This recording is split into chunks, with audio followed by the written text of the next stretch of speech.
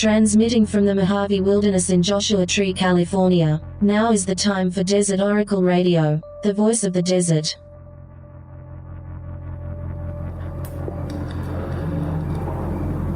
So, you might be thinking, it's not really Earth Day. Earth Day was Saturday. Saturday, the magical 420 day. The day that combines a great love of marijuana, a love of the earth, and Hitler's birthday, all in one day.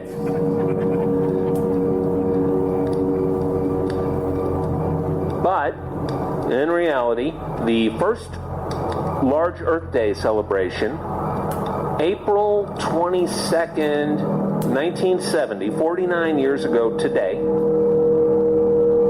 was held in Philadelphia, giant rally, and it began a shocking series of bipartisan environmental legislation, including the Clean Water Act, the Clean Air Act, the Endangered Species Act. Now, we take the Endangered Species Act a little bit for granted today, or at least until a few years ago. But in 1970, bald eagles were dying. And that's on American money, so that was a crisis. And it was the Richard Nixon administration that pushed all this stuff through. So it just goes to show you that what you think of a historical figure does not always line up to the actual actions that the administration did. Of course, you know all the terrible things that happened during that same time, but to get the Environmental Protection Agency and the Endangered Species Act made into law, federal law, that was aggressively prosecuted, was a sort of shock. And it was such a pleasant surprise that a lot of people kind of started to relax and think, well, when things are really bad, they'll do something.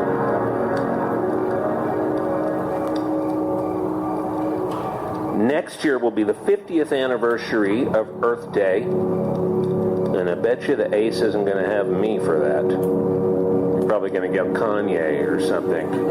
It's going to be a big deal. So you'll be able to say, oh, I was there the year before. On that first Earth Day, there was a guy up on the stage, a guy for a long time who claimed that he was the master of ceremonies of the first Earth Day. And he was up on stage before a crowd of thousands and thousands. There were various politicians speaking, Sierra Club leaders, etc. But this guy got up there for an hour and preached an environmental, ecological message. He was a professor, and he was a counterculture activist, and his name was Ira Einhorn.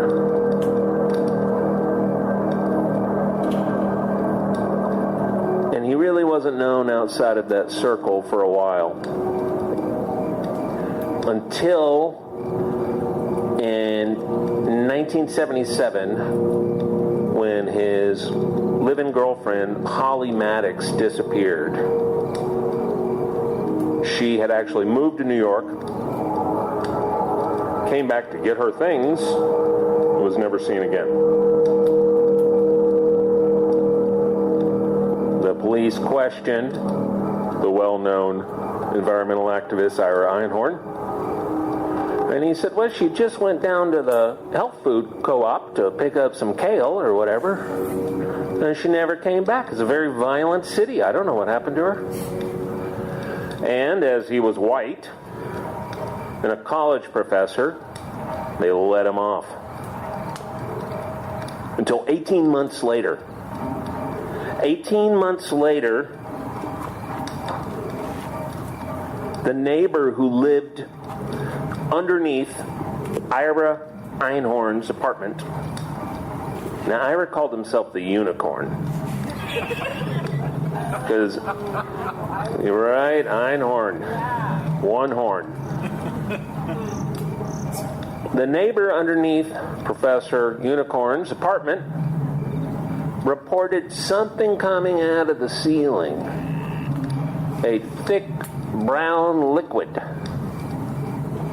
And it smelled real bad. And they called the building super. The super took a look and said, that smells like something dead and is not the usual rat. So they called the police. The police had a file on the apartment above. Ira still lived there. Well, they came in and they found his girlfriend, Holly Maddox, who had been murdered and dead for 18 months at that point. The top part of her was mummified, and the bottom part of her was liquefied. The newspaper headline was, Ecological Leader Composts Girlfriend.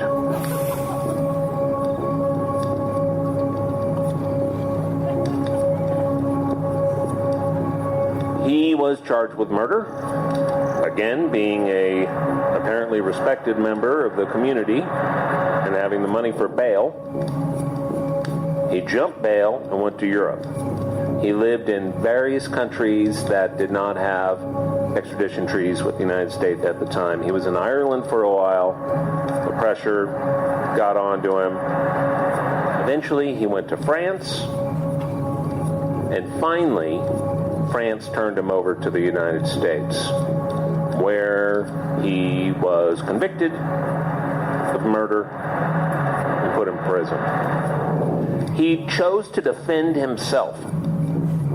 Now, while previously he told everybody he was the founder of Earth Day, now he was telling everybody that he knew too much about the CIA's paranormal military research laboratories. The weird thing is he might have. Nonetheless, he killed her. He was a very twisted murderer. And the newspapers, especially the newspapers that were critical of the environmental movement, really enjoyed the story that he was the founder of Earth Day. You just couldn't read a newspaper headline about it that didn't mention that he was the founder of Earth Day. There was only one problem with it. Time magazine made it up. He was not the founder of Earth Day. Earth Day in Philadelphia had a council of 33 people from all sorts of groups, nonprofits, government officials, volunteers. He was not part of that. Instead, he jumped on the stage and seized the mic for an hour to try to prevent Senator Ed Muskie, the man from Maine, who had run and failed to get through the primary against Nixon in '72. To keep Ed Muskie off the stage, this guy stood up there grandstanding for an hour. And this either accidental mistake that Time magazine printed, or perhaps intentional, to stick it to the enviro hippies, was repeated again and again and again and again and again and again, including after he was brought back to the United States and tried, which was in the late 1990s, 1998, I believe. He'd been out of the country for almost 20 years at that point. It was March 1979 when the body was found. So now you know a little bit about Earth Day.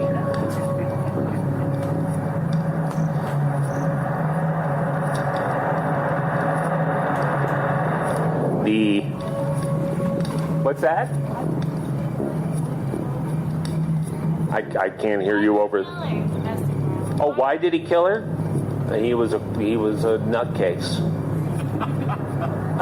He killed her because she wanted to not be with him.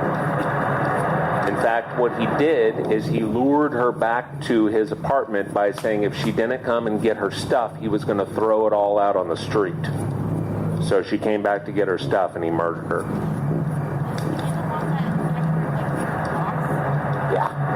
Yeah. A box,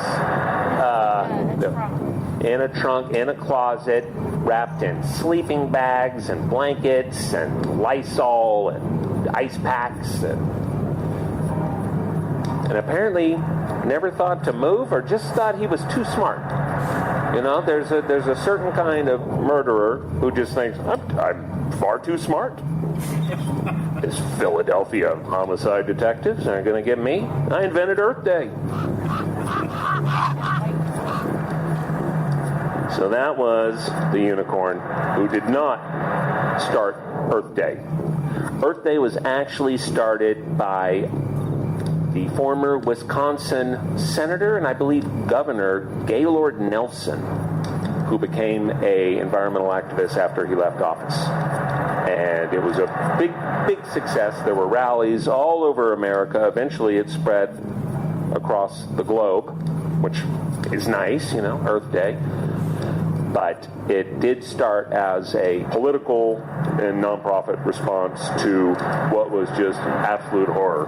None of you, it doesn't look like, are old enough to have lived during that time. You're all too young. I don't remember it too well myself, except that the skies were brown, the rivers had bubbles in them, bubbles from chemicals and sewage and other such delights. And I never saw a raptor in the wild until probably the early 1990s. You just didn't see them. Now, there are people associated with this kind of stuff that did not end up murdering their lovers. So if you're thinking about going into the environmental field and you're worried, don't be. There's lots of stuff you can do without turning to the dark side. Is anyone here familiar with Minerva Hamilton Hoyt? Oh, that must be Miss Johnson. So Minerva Hamilton Hoyt should be known as well as John Muir. She should be known as well as Rachel Carson, who wrote Silent Spring. That was the book in 1962 that really started the environmental movement in this country. Silent Spring, because the springs around where she lived were all dead. No birds, no ducks, no bugs. Just dead from chemicals. That was when the Ohio River would frequently catch on fire. And you'd get little alerts in the newspaper. You know, county parks suggest you don't go fishing in this part of the river because it's currently on fire. And then the oil and chemicals would burn off and people would return, at least try to fish. Minerva Hamilton Hoyt was born on a plantation in Mississippi at the end of the Civil War. She married a doctor, I believe, and they moved to Pasadena, where they lived a life of leisure and cocktail parties among the orange groves. And she was naturally inclined toward botany, although she did not have formal education in it. She educated herself. And she was very much interested in gardening. And gardening, Southern California was a gardening paradise as people came from around the country, especially the cold places, and realized anything will grow. All you have to do is pump water from the Sierra. But there's always sunshine, and things will grow, and the soil is good. So she had gardening clubs. She was in the Botanical Society. And life was good. And in a one-year period, her husband and her infant child both died. And she was distraught. And she, like so many people, from Moses to Mary Hunter Austin, the author of The Land of Little Rain, went out to the desert to find solace, to find comfort in the raw, wild desert wilderness, which was so different from the cultivated, cultured, and comfortable life that she had in Pasadena, but a life that had very much lost its meaning as she became the only surviving member of her family. I think the orcs are coming. The war horn is that a new? The drums were bad enough. They're right next to her. So Minerva Hoyt was not what you would picture as your typical kind of desert adventurer. Every picture you see of her, she's got a big hat with carnations or whatever around it, and a long flowing dress, and kid gloves, which were made out of baby goats. That's the kid. Mink around her neck, that kind of thing. She did not look like Ed Abbey, But she loved the desert, and she understood it. And she knew every plant, she knew every cactus, she knew everything that flowered and when it flowered. And as she began to explore this area, and curiously, for this time, we're talking the 1910s at this point, she traveled only with our domestic, as they were called at the time, her full-time housekeeper, nurse, babysitter, who was African American. And they went out into the wild all the time and took no guff from anyone. They would set up, as many desert biologists did in this time, before the days of nylon tents that you could zip all the doors and windows to, they would bring a camp bed on a actual bed frame so that the scorpions wouldn't crawl up into your bed. They brought furniture, Victorian furniture, camping, which is not really crazier than what a lot of people bring camping if you've been to a campground recently.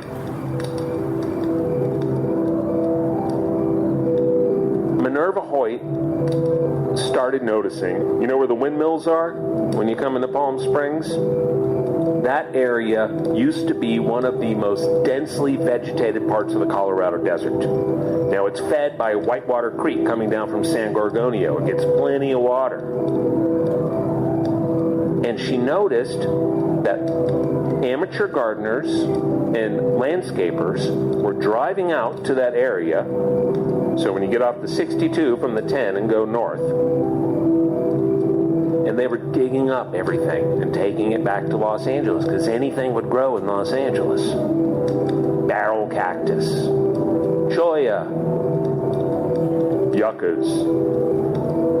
Some of these things, like yuccas, have such long tap roots that it's almost impossible to transport them. You have to use a special tree spade, which is about the size of a swimming pool, to get out a Joshua tree or a yucca and relocate it so that it has a chance of living again. That's the law now up in Yucca Valley, for instance. If you build something and you have to take down Joshua trees or mature yuccas, use this big tree spade, and then people who live in the area are on the waiting list.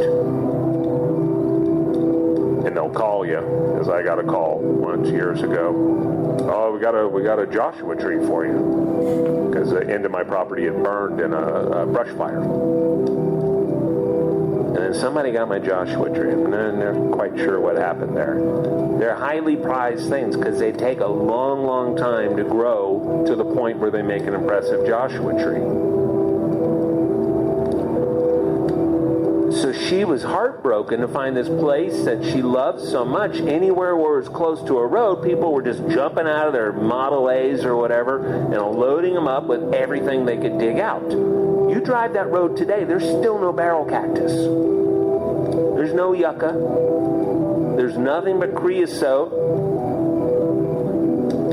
And this time of year, lots of wildflowers, which is very pretty. And she decided, I'm going to do something about this. I'm going to get that FDR to make a national monument here. So she had connections because she was rich. So the Roosevelt administration, in the early bad part of the Great Depression, decided, all right, we're doing a lot of work, the kind of stuff that you now say is Green New Deal sort of things. The Conservation Corps, they built campgrounds and trails and summer camps, fisheries. And it took her about 10 years of lobbying, but once she finally got to the Franklin Roosevelt administration, when lots of people needed work and there was no real estate expansion going on because nobody wanted to invest in anything, then it was a little easier to say, okay, we're going to take this federal land off the table, we're going to make it a national monument. She wanted to call it Desert Plants National Monument. The reason being, the rich variety of desert plants that remained in the high desert and in some parts of the low desert that weren't right by the roads. So today, Joshua Tree National Park became a national park in 1994, straddles two deserts, the Mojave High Desert on the north side and the lower Colorado Desert on the other side. We call it the Colorado Desert because it's nowhere near Colorado, but it is west of the Colorado River, which the Mojave mostly is too. It's no one really knows, but it's mostly so that people who are kind of into this stuff can, kind of show off. When people say like, oh, well, the low desert, you mean the Colorado Desert? You can also call it the Sonoran Desert. And it makes a little more sense because it is the part of the Sonoran Desert that is on this side of the Colorado River from Arizona. The park did not become Desert Plants National Monument. Instead, it became Joshua Tree National Monument.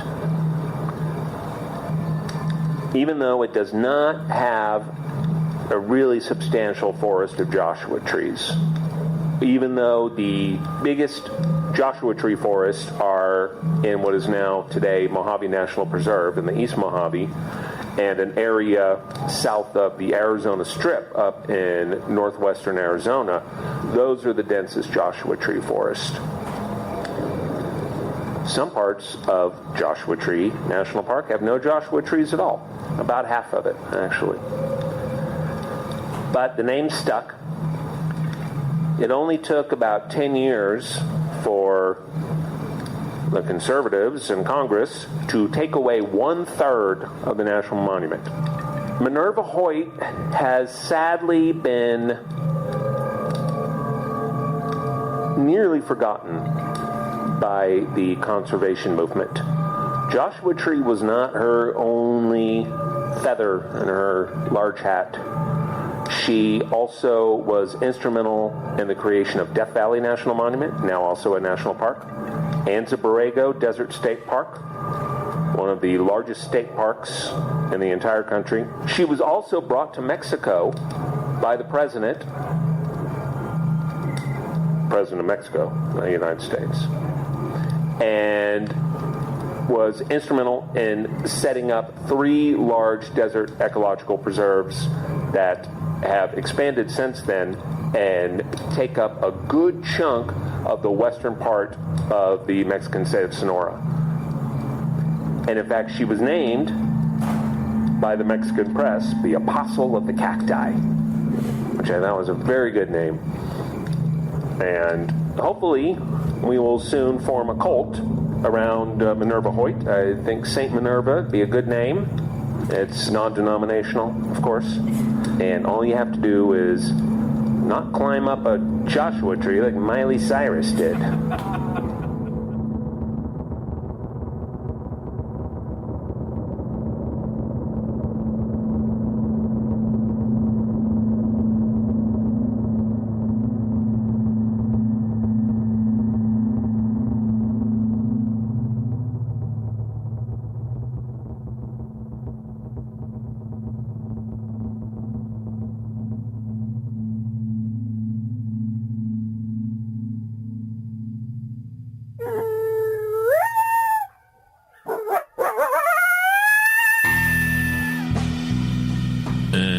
immense weight has been bearing down upon me for a while now.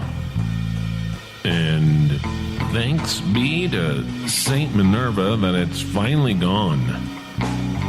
Now, it's not very nice to talk about your own magazine as an immense weight, an immense burden.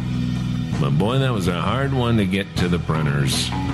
Various problems, various positions.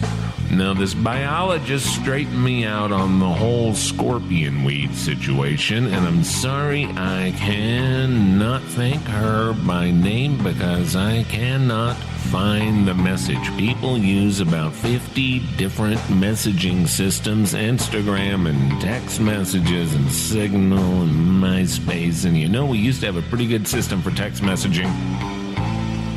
Just one system. It worked anywhere in the world with a post office. It was good enough for Benjamin Franklin, the first U.S. postmaster. The scorpion weed situation I am referring to was mentioned in our recent episode about the super bloom, the wildflowers that have gone so very crazy this spring. Just an incredible show that is ongoing even still. Some people had claimed the canterbury bells, those beautiful blue bell-shaped flowers that are all over the higher elevations right now. Well, some people said you should call these desert bluebells scorpion weed. But this biologist let me know that scorpion weed is a common name for those purple-blue things that have the basic shape of fiddle neck. There you go. And speaking of wrong names, I would like to just nip in the bud, as they say in desert biology, the ridiculous notion that canterbury bells should be called desert blue balls. That is a rumor. Quick reminder that on Saturday night, April 27, we will be at the Joshua Tree Astronomy Arts Theater with our own Red, Blue, Black, Silver, and with Jeremy Corbell, who will be there with a screening of his hit documentary, Bob Lazar Area 51 and Flying Saucers. We've had a lot of UFO news this week. That's it for tonight's Desert Oracle Radio. I'm gonna go over to La Copine and meet Jeremy for early dinner. Thanks for listening, and good night from the Voice of the Desert.